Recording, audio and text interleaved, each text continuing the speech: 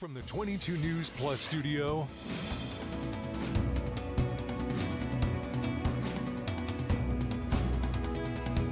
this is 22 News in Focus with Patrick Berry.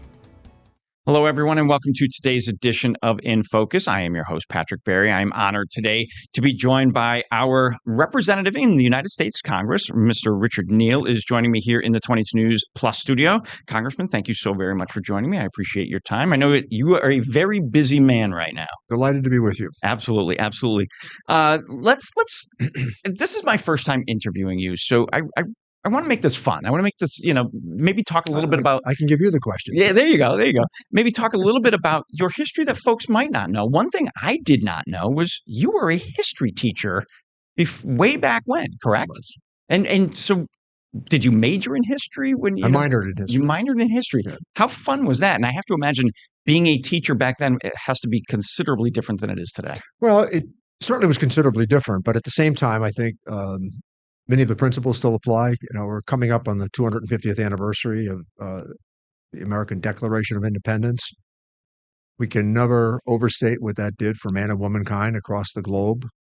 I think reminding people of the experiment that they undertook is worthwhile. Understanding that Jefferson's words, even though a bit perhaps inconsistent by his own standards here in America, helped to light the lamp of liberty for millions of people across the globe in those simple words in the course of human events. And then a reminder that, as I pointed out in Linux over the weekend, at Gettysburg in 2.5 minutes, President Lincoln married the Declaration of Independence to the Constitution. And the importance of that, I think, is highlighted by the fact that Springfield played a role in the establishment of our Constitution. Shays' Rebellion at the corner of State and Federal Street occurred. They were generally former soldiers of George Washington.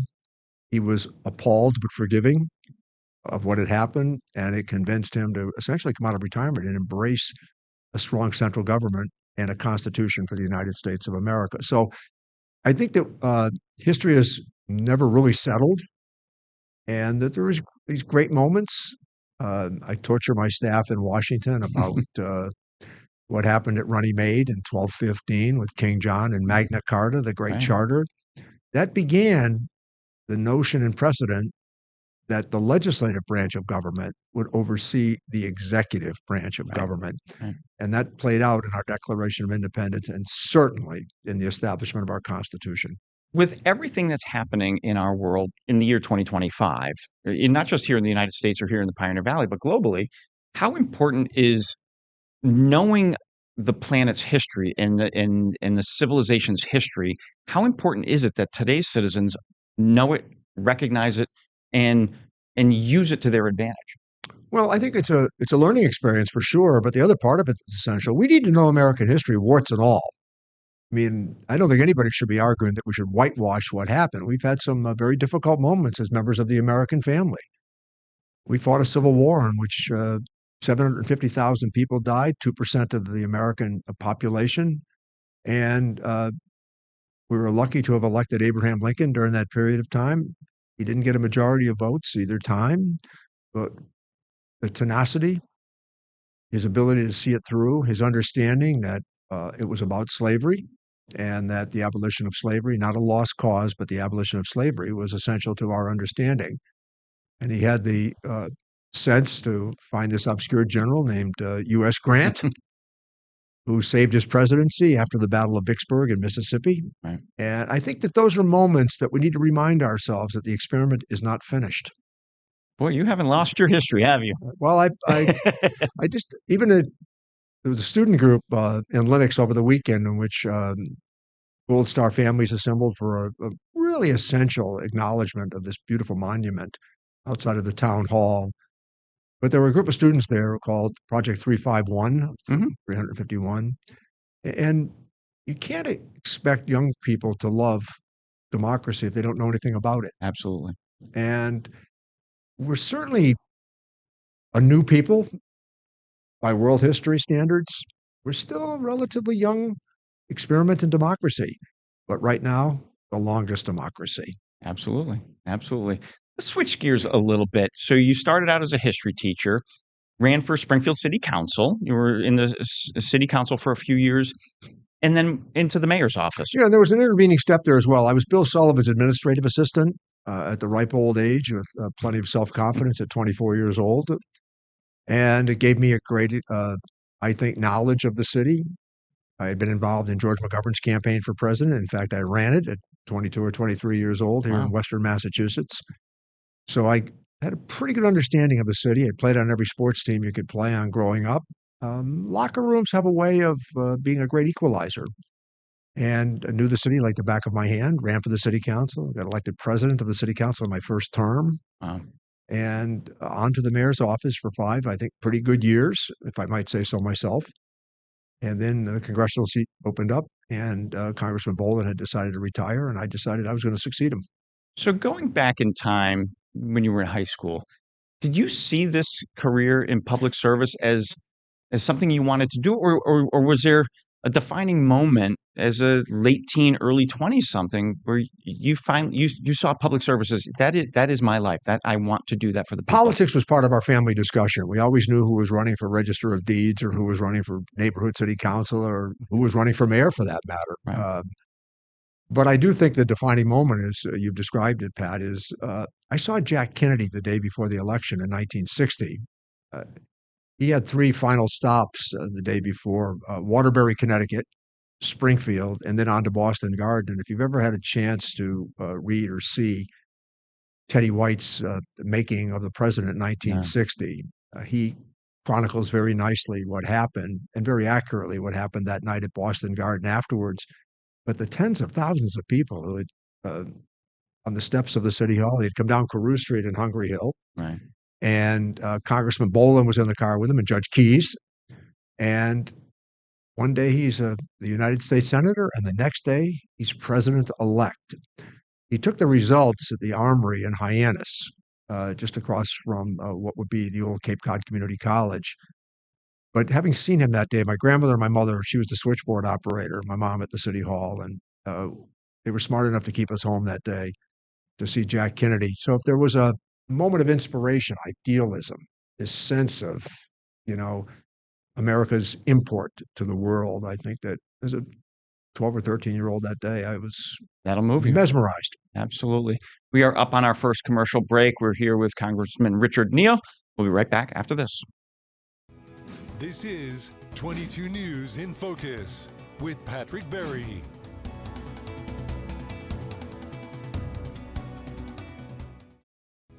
This is 22 News in Focus with Patrick Berry.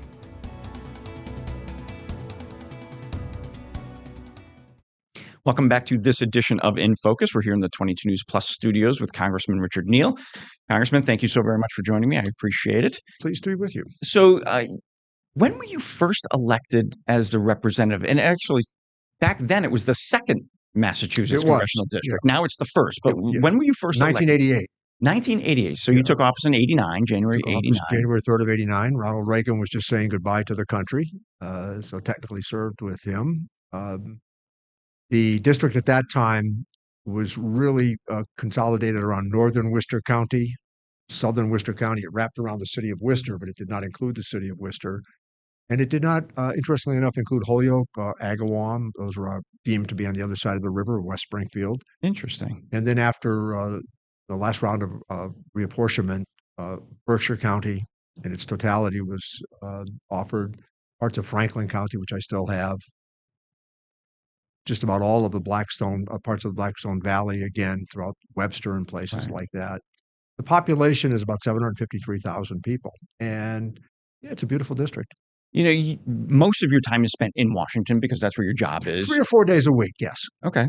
So do you get enough of a chance, or do you wish you had more of a chance to get out and about within your district? Well, you always wish you could have more opportunities to interact with the public, but at the same time, as you've correctly described, most of the job is in Washington. And there can be weeks where you're there 5 days, some weeks where you're there 6 days. The district is vast when you consider all of Berkshire County, the geography alone, but then you consider parts of Franklin County. Luckily, you're not in Montana. And they only have one member, but parts of Hampshire County, it's Worcester County, and at one time, even Norfolk County. I had a piece of that out in Wow. outside of Milford. So recently, well, not recently, but you've been on the House Ways and Means Committee. Explain that to people who don't know what the House Ways and Means is.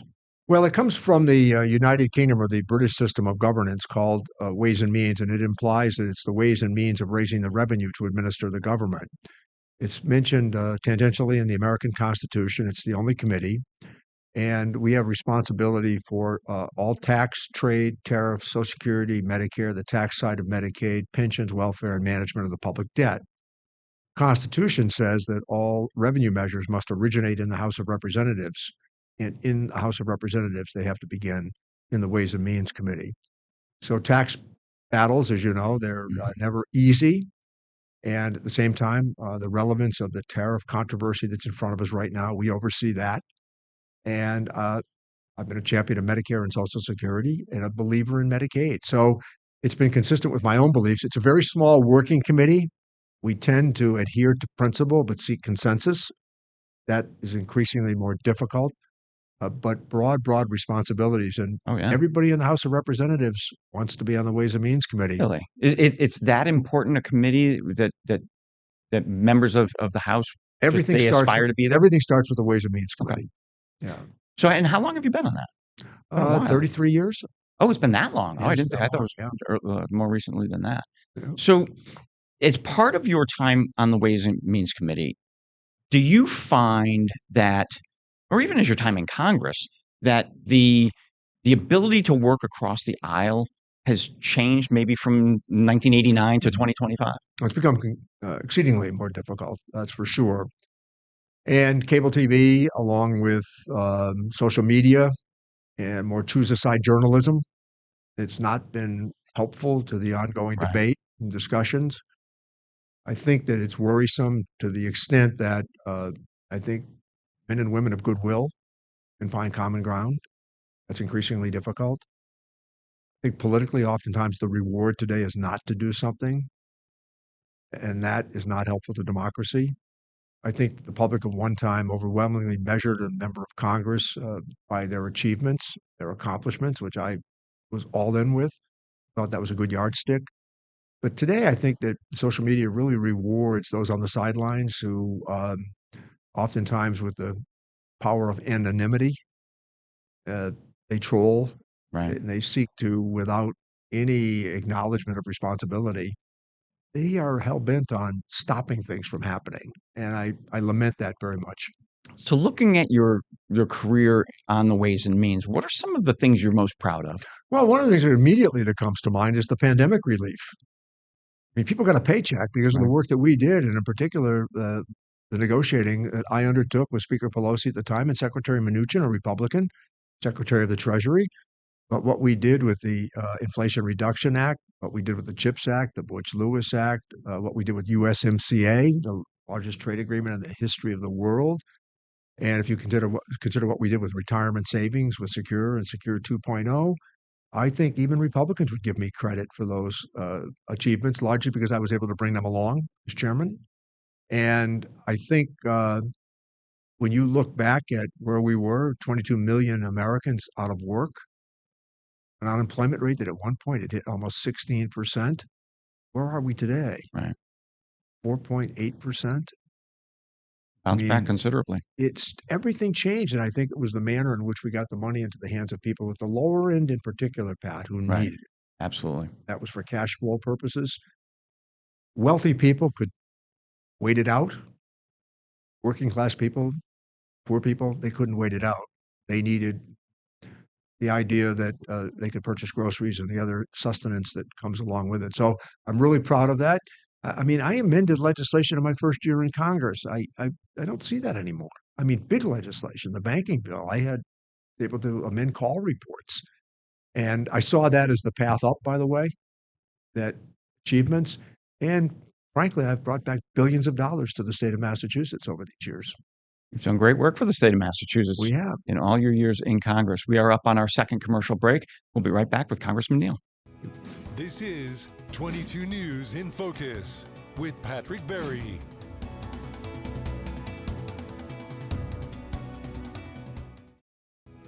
This is 22 News in Focus with Patrick Berry.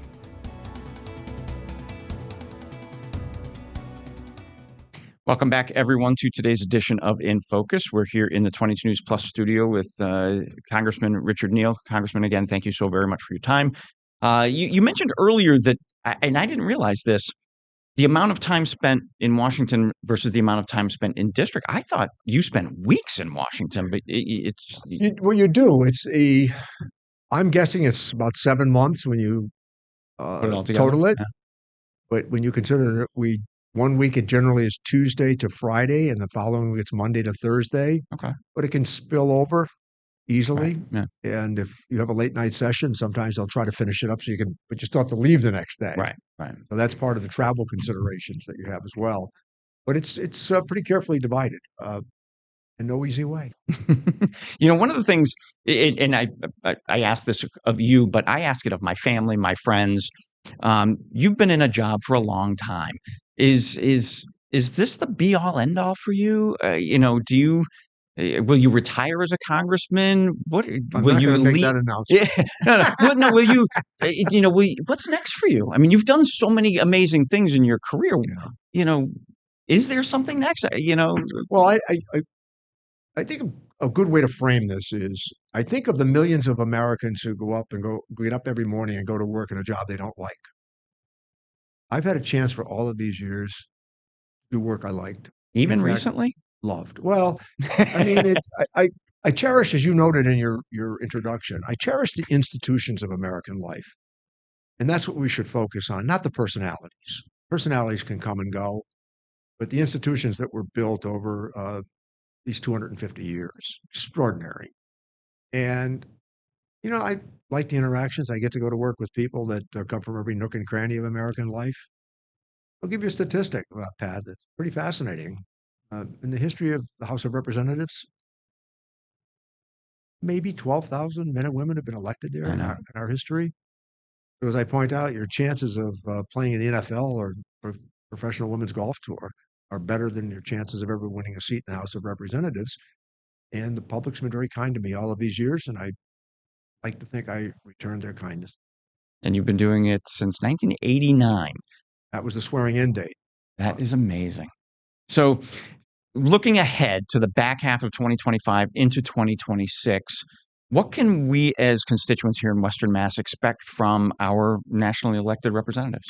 Well, I hope that the process of polarization that we're in will begin to ease. I don't see that happening because of the reinforcement that tends to come from what we call the echo chamber. But there's another very important reflection here. The American people are divided. Absolutely. When you look at the polling data, time and again, there is a broad difference of opinion the American people happen to hold about their institutions. And I think that it's highlighted by the fact at the moment that there seems to be a reward for the polarization. I also think that people like myself who believe in what we call the regular order of governance, that is patience, stay with it, you try to build big things. Just coming off the 90th anniversary of Social Security, right, 60th anniversary of Medicare, these were painstaking developed. And do you see those continuing? Oh, because there's a lot of talk that both of those are going away. People like them. I mean, people really like Medicare. Well, and Social Security. Not that. We paid into it. You paid into it. Right. That's exactly right. And it'll be there. I noticed the Social Security Commissioner made some comments during the last few days. I was interested in them because he came up with a couple of suggestions that I thought might be workable in the future. But believe me, Social Security will be here and Medicare will be here. We depend upon them. And right now, if you call the Social Security office, a young guy like you, they can give you an analysis of what you're going to get if you choose 62 to 69 for retirement. If I can urge you, head towards 66 or 67. The benefit increases by 7% a year until 69. Absolutely. Absolutely. So some of the legislative actions that you think will happen between now and midterm elections, it's almost a year from now. What are some of the things that you're really pushing forward through the House and through the Ways and Means that will benefit the the lower income or middle income individuals. Making sure that we proceed with the premium supports for the Affordable Care Act in healthcare. 20 million Americans have health insurance today that didn't have it 15 years ago. It's worked. Our argument at the time and now was universal access. Getting people in earlier. The emergency room is a bad place to get health insurance. Clearly, what you want to do is to spread risk. That's how insurance works. And I think that the success of the Affordable Care Act has been there for all to see. But the stalemate that we're currently in, we want those premium supports extended. The other side is saying at the moment, not now. Those bills are going out. People are going to get walloped when they see the increases that are coming from many of these carriers. So I think that there's going to be some bombast in the next few days, if not weeks. But we should be able to find a solution to this. There are a lot of Republicans, as I said the other day in committee, you put this measure on the floor, 50 Republicans will vote for it with every Democrat. Interesting. So the question is, get past the gatekeeper. Okay. One big hot topic here in our area is in Massachusetts, East-West Rail. Yeah. What are your thoughts? We're doing well on it. We're getting there. Governor Healey's been terrific. Governor Baker was terrific. Governor Patrick was terrific. I think I was able to get Governor Baker's ear on it. Clearly, the progress and success that we've had on North-South has been heralded. Mm-hmm. Recently, it was estimated that I think hundreds of thousands of people go through Union Station annually. Oh, and on the side with the governor, she's put that money in place. Remember the state and the infrastructure bill that I also should have highlighted as one of our achievements? $9 billion came to the state of Massachusetts. The money is there to do it. I also think connecting Boston, Worcester, Springfield, and Pittsfield makes a great deal of sense. The Boston-Worcester part of it is there. Right. Now we need Worcester, Springfield, Pittsfield. And by doing that, do you think it eases the housing burden in the Boston metro area by creating the ability for people to commute from, say, Munson or Palmer or Ludlow? For sure. I mean, one of the arguments that I offered to Governor Baker, I said, did you ever sit in traffic, Governor, at the Sturbridge exit on Saturday morning from July until November? And I think that would not only ease traffic, but that consideration that you offered about housing prices. I mean, housing prices can be up to 20, 25% cheaper out here. Let's be candid, you get a lot of house out here. Some of these old neighborhoods. And in today's, the one good thing that did come out of COVID was today's ability to work remotely. So working a few days in Boston, a few days from home makes the. Well, yeah, I also come down on the side of socialization. So I think you need to be in the office. I agree with you. To my staff every day. And with COVID, they came to work. None of us were vaccinated, but we just felt that you had to get out there and tell people that we're going to help you. And we did. Absolutely. Well, Congressman, our time is coming to a close. I want to thank you so very much for joining me on the initial interview. Hopefully, you'll find some time to come back to the 22 News Plus studio and we'll have a conversation maybe about some more substantive topics. Always. Fantastic. Wonderful seeing you. Thank you so much. Thanks, Pat. This is 22 News in Focus with Patrick Berry.